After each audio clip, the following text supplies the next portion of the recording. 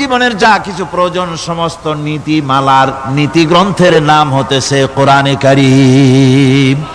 সমস্ত নীতিমালার নীতি গ্রন্থ কোরআন।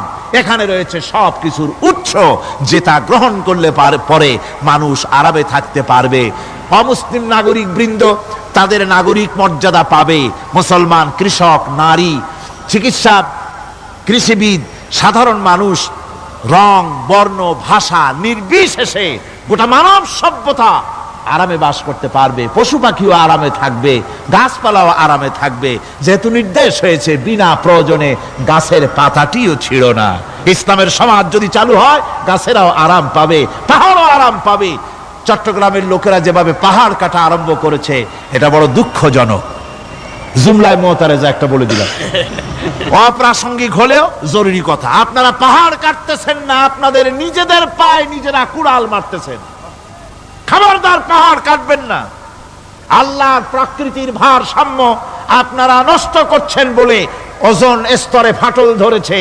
তা রিপেয়ার করার জন্য আজকে বিশ্বের সব বিজ্ঞানীরা হতাশ হয়ে গিয়েছে, পাগল হয়ে গেছে।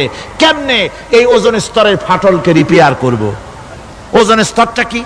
ওজোন স্তর হচ্ছে সুবহানাল্লাহ, আল্লাহর যে কত দয়া।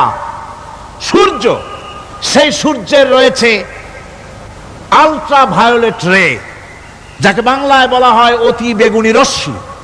যে রশ্মিটা সৃষ্টি জগতে যদি আসে আর তা যদি কোনো প্রাণীর শরীরকে টাচ করে, তাহলে সমস্ত প্রাণী ক্যান্সার হয়ে, এক্সিমা হয়ে, বিখাউজ হয়ে, অ্যাজমা হয়ে সমস্ত প্রাণী মরে যাবে, কেউ বাঁচবে না। মারাত্মক রশ্মি। সেই রশ্মিটা যাতে সৃষ্টি জগৎকে টাচ করতে না পারে, সেজন্য আল্লাহ পাক একটা ওজোন স্তর তৈরি করেছেন। ওখানে এসে ওটা বাধাপ্রাপ্ত হয়, পৃথিবীর মাটিতে আসে না। যা কিছু পৃথিবীর মানুষের জন্য, পৃথিবীর জন্য কল্যাণকর, সেগুলি সূর্য থেকে আসতে থাকে। সুবহানাল্লাহ ওয়া বিহামদিহি। যেটা ক্ষতিকর সেটা আল্লাহ পাক আটকায় রাখেন। এখন সেই ওজোন স্তরে ফাটল ধরলো। কেমনে ফাটল ধরলো? ফাটল আপনি আমি ধরাইছি।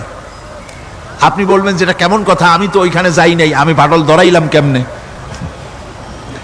ওই যে সেই আপনার প্রাইমারি স্কুলে ভিজিট করতে গিয়েছিলেন ইন্সপেক্টর, তারপরে প্রাইমারি না হাই স্কুল ভিজিট করতে গেছে। যায়া জিজ্ঞেস করছে, ছেলেরা কি পড়ছে? বল ইতিহাস। ঠিক আছে, ইতিহাস থেকেই প্রশ্ন করব। বলতো চীনের প্রাচীর কে ভেঙেছে?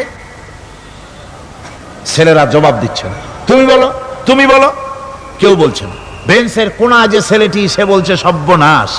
কেউ যখন স্বীকার করে না, এটা তো আমার মাথায় আসবে। সব শেষ ইন্সপেক্টর তাকে বলছে, তুমি বলো তো।